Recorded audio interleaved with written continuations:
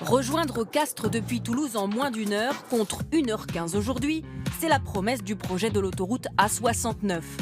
Un chantier classé priorité nationale depuis 2019 par l'État, mais qui est discuté dans la région pour son impact environnemental notamment. L'œil du 20h a pris la route. Ce sont des images filmées par un collectif d'opposants au projet et qui suscitent la controverse depuis plusieurs jours. Sur ces arbres marqués à la peinture rouge, du géotextile, un plastique résistant, a été déposé à l'intérieur de cavités de troncs, là où des oiseaux et des chauves-souris sont susceptibles de trouver refuge. Donc ils vont être obligés de tomber tous ces arbres.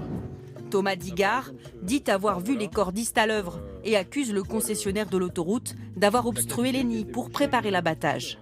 Concrètement, ils m'ont affirmé avoir une autorisation environnementale alors que ce n'est pas possible.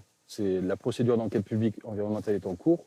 Ils n'ont pas l'autorisation environnementale et encore moins la dérogation de destruction d'espèces protégées. Pour des concessionnaires qui s'engagent à être dans le respect de l'environnement, c'est quand même assez troublant.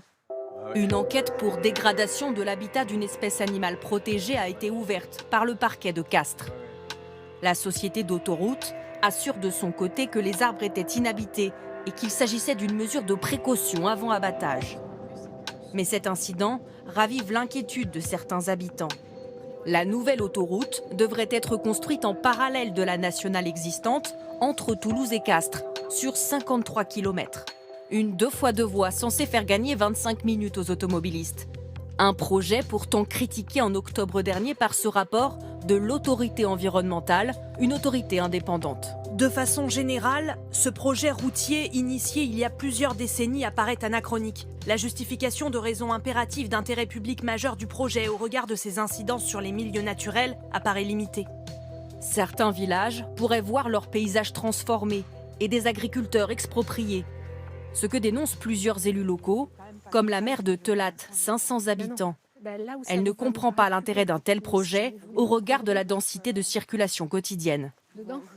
C'est une incohérence de plus, je dirais, sur ce dossier, puisque 8000 véhicules jour, on ne va pas dépenser un demi-milliard pour 8000 véhicules jour. Pourquoi autant d'espaces naturels qui seront sacrifiés? Pourquoi autant aujourd'hui? Le conseil régional défend, lui, la nouvelle autoroute qui sera financée à 90% par des fonds privés. La collectivité y voit une opportunité pour développer le territoire. On s'est battu auprès de l'État pour obtenir une solution de désenclavement. Les chefs d'entreprise de Castres se battent parce qu'ils travaillent avec Toulouse. Ils ont besoin de se connecter rapidement avec la capitale régionale. La concession assure pour sa part qu'il s'agira d'une autoroute nouvelle génération, respectueuse de l'environnement. Nous allons mettre en place véritablement tous les outils pour que cette autoroute soit à terme et assez rapidement décarbonée. C'est-à-dire que vous ayez la possibilité pour des véhicules électriques de se recharger sur les aires de repos, que vous ayez des aires de covoiturage qui soient réalisées. Il y a quelques minutes, la commission d'enquête publique vient de rendre un avis favorable sur les demandes d'autorisation environnementale. Cela pourrait lancer le début des travaux.